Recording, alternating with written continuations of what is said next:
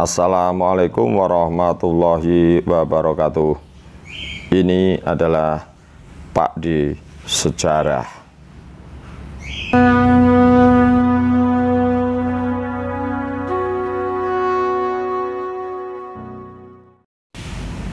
Yang Anda saksikan adalah pemandangan ketika kita berziarah ke makam Kanjeng Sunan Kudus di Kudus, Jawa Tengah. Maka pada video kali ini lagi Pak D akan membahas tinjauan mengenai cerita tentang Sunan Kudus, Arya Penangsang, Sultan Hadiwijoyo, Ratu Kalinyamat, dan beberapa pendapat mengenai akhlak atau kepribadian dari Kanjeng Sunan Kudus. Di awal Pak D mengatakan bahwa Pak D tidak serta-merta membela Sunan Kudus. Pak D hanya akan menyajikan fakta-fakta.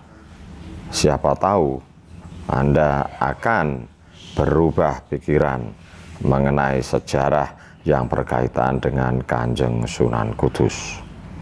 Pak D tidak akan menyebutkan silsilah, nama keris, dan macam-macam yang justru malah menjadi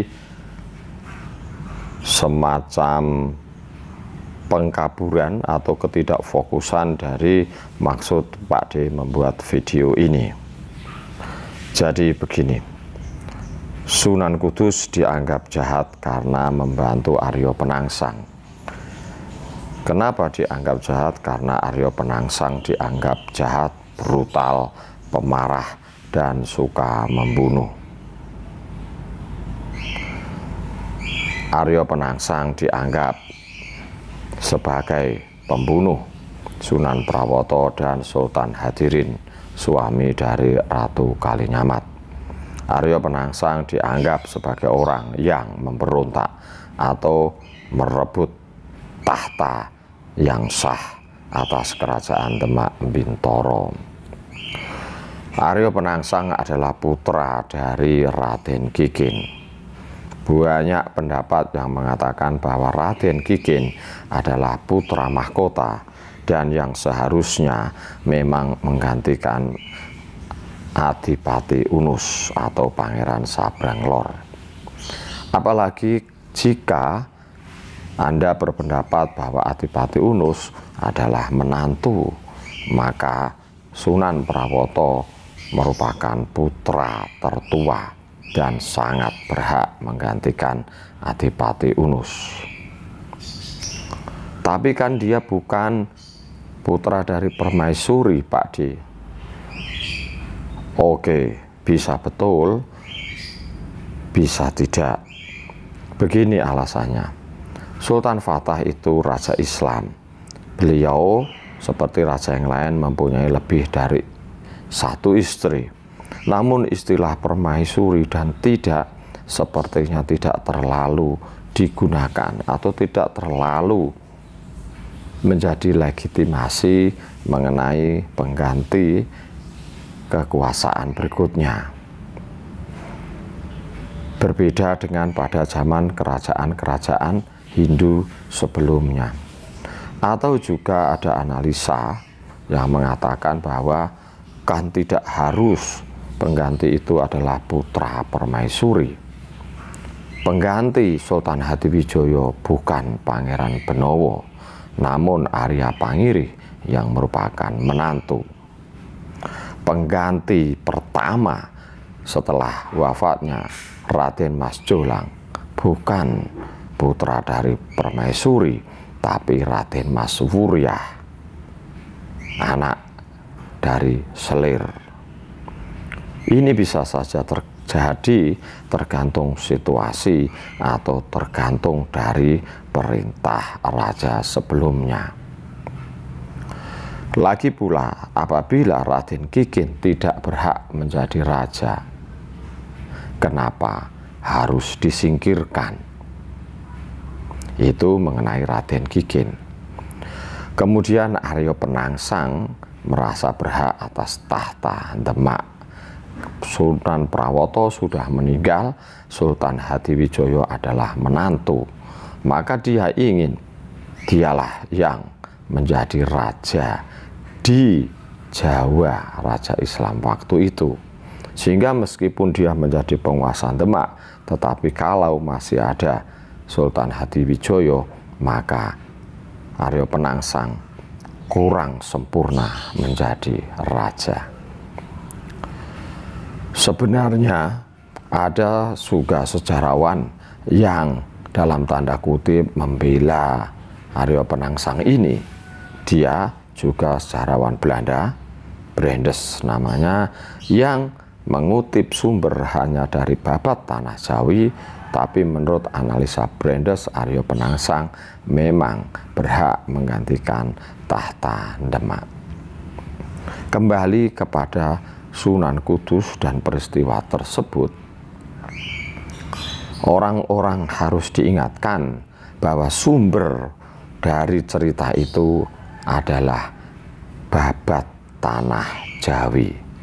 Setidaknya itu adalah sumber utama. Selain ada lagi yaitu babat Sengkolo.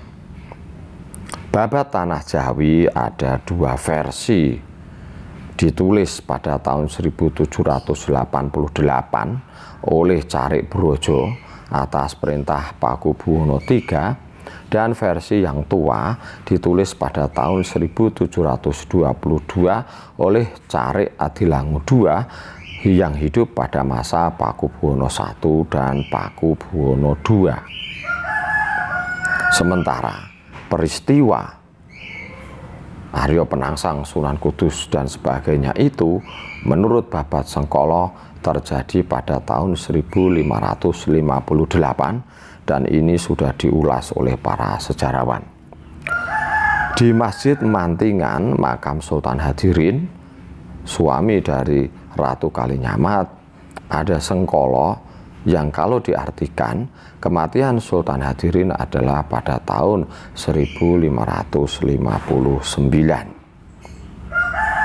Ini juga informasi penting karena jarang yang mengungkap seperti ini. Nah, kita ambil peristiwanya yang muda 1559 dan penulisan dari babat Tanah Jawi yang versi tua 1722. Orang harus bisa menghitung bahwa 1722 dikurangi 1559 itu sama dengan 163 tahun. Jarak 163 tahun babat Tanah Jawi ditulis, jarak 1,5 abad lebih ditulis dari peristiwa yang sebenarnya terjadi, tanpa sumber prasasti, tanpa sumber tulisan apapun yang ditulis oleh tokoh-tokoh yang mengalami peristiwanya. Apakah kita layak mempercayainya? Babat Tanah Jawi inilah yang juga dikutip, dijadikan sumber oleh ketoprak-ketoprak, yang dijadikan sumber oleh film-film. Tidak ada sumber lain babat Tanah Jawi dan sedikit dari babat Sengkolo. Selain itu, Pak D juga mengingatkan bahwa keturunan Sunan Kudus yang dianggap alim, beberapa di antaranya Kiai Asnawi dan Kiai Kholil Bangkalan. Siapa yang meragukan ketokohan, kealiman kedua tokoh tersebut? Kedua tokoh tersebut juga sudah melahirkan hampir semua ulama-ulama di Jawa yang hingga saat ini kita ikuti. Kiai Kholil mempunyai dua orang murid utama, Kiai Haji Hashim Asy'ari pendiri NU dan Kiai Haji Ahmad Dahlan pendiri Muhammadiyah.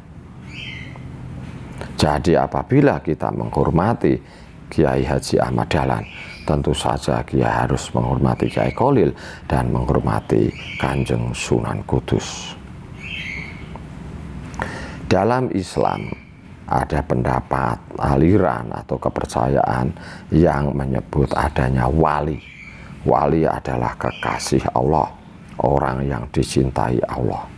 Salah satu ciri wali adalah Ketika beliau meninggal, maka orang banyak menghormatinya. Makamnya diziarahi banyak orang dan bisa memberikan rezeki pada banyak orang. Makam dari Sunan Kudus seperti yang Anda saksikan tidak pernah berhenti diziarahi orang-orang. Tidak pernah berhenti orang-orang mengirimkan doa-doa kebaikan kepada Kanjeng Sunan Kudus. Jadi intinya, apakah Anda tahu dari mana sumbernya? Yaitu dari Babat Tanah Jawi yang berjarak 163 tahun dari peristiwa itu terjadi. Dan jangan sampai Anda menghormati seorang tokoh, ternyata Anda tidak tahu bahwa tokoh tersebut adalah murid dari Sunan Kudus. Lalu Anda menghormati seorang tokoh yang merupakan murid Sunan Kudus, di sisi lain Anda menjelek-jelekan Kanjeng Sunan Kudus. Peristiwa yang sebenarnya terjadi seperti apa, Pak D? Pak D tidak tahu karena sumbernya juga tidak valid. Demikian, Assalamualaikum warahmatullahi wabarakatuh.